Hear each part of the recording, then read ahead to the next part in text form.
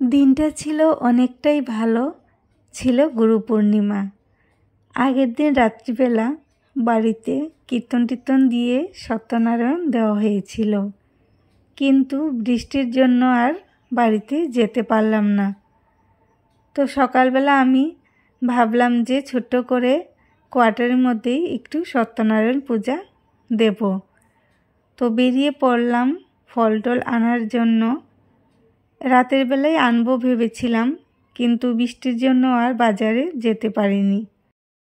কোয়ার্টারের মধ্যে তেমন পূজার জিনিসপত্র নেই, তাই আর সত্যনারায়ণ দেওয়া হয় না। তো ভাবলাম যেমনই পারি ছোট করেই একটু পূজাটা দেই, আর যদি ভুল ত্রুটি হয়ে থাকে একটু সবাই মাফ করে দিও, কারণ আমি সব নিয়ম জানি না। আমি আমার নিজের মতো করেই পূজাটা দিয়েছি। রবিবার ছিল, তো হাজব্যান্ডের ডিউটি ছিল না মর্নিংয়ে, তো ও স্নান টান করে আমাকে একটু হেল্প করে দিল। যদিও ছোট্ট করে পূজা দিয়েছি, এত বেশি কাজ ছিল না, তারপরও ও যতটুকু পারল হেল্প করে দিয়েছিল।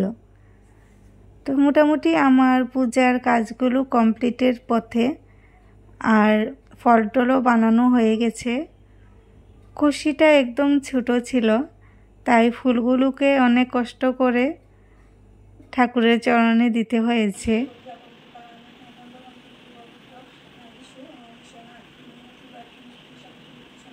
সোয়া 11টার দিকেই আমার পূজাটা কমপ্লিট হয়ে গিয়েছিল।